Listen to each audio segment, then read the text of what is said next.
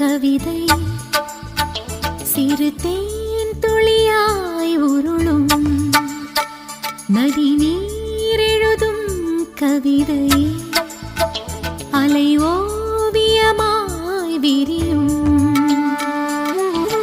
உலகத்தின் மெல்லிய தாள்களின் மேலே இளமையின் கவிதைகள் எழுதிட வேண்டும் அழகிய இதழ் கொண்டு வா முத்தம் என்பது நாம் காணும் தியானம் அது முடியும் முன்னமே நாம் காண்போம் ஞானம்